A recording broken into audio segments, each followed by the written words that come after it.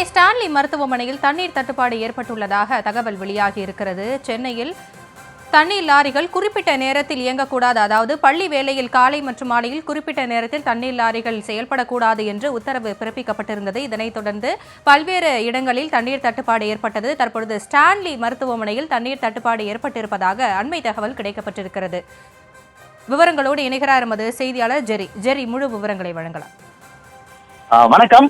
Chennai Perambur paper mill சாலையில் பள்ளி மாணவி ஒருவரை தாய் பள்ளிக்கு அழைத்து செல்லும் பொழுது சாலையில் உள்ள பள்ளத்தில் இறங்கி ஏறிய போது நிலை தடுமாறி கீழே விழுந்த அப்பொழுது பின்னால் வேகமாக வந்த தண்ணீர் லாரி குறிப்பிட்ட மாணவியின் மீது ஏறி இறங்கியதில் இது சிறுமி தலை நசுங்கி சம்பவ இடத்திலே உயிரிழந்தார். பள்ளி வேலை நேரங்களில் கனரக வாகனமான தண்ணீர் லாரி சென்னை உள்ளே வந்ததுதான் சிறுமி உயிரிழப்பு காரணமாக கூறப்படுகிறது.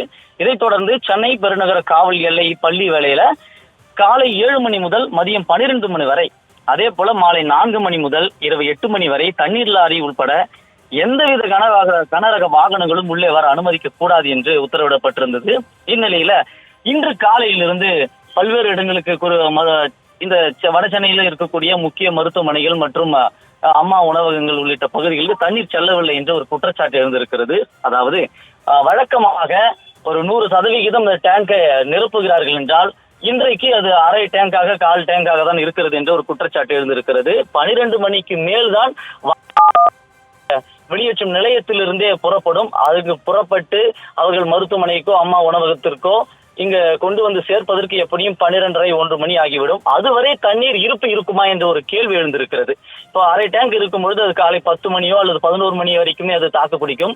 மதியம் 12 1 மணி வரைக்கும் தாக்கு பிடிக்குமா என்ற கேள்வி எழுந்திருக்கக்கூடிய நிலையில வடசென்னையில் இருக்கக்கூடிய ஸ்டான்லி மருத்துவமனையில் அம்மா உணவகம் இயங்கிக் கொண்டு வருகிறது. இந்த மருத்துவமனைக்கு நாள் ஒன்றுக்கு ஆயிரக்கணக்கானோர் இங்கே வருகை தந்து சிகிச்சை பெற்று வருகிறார்கள்.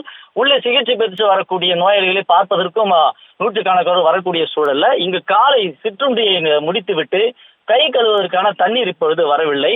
இங்கே உணவகத்திற்கு அருகே இங்க 2 டேப்புகள் அமைக்கப்பட்டிருக்கிறது. இந்த குழாயும் இங்க சரிவர இயங்கவில்லை.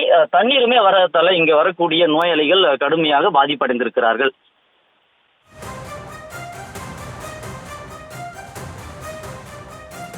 விவரங்களுக்கு நன்றி ஜெரி.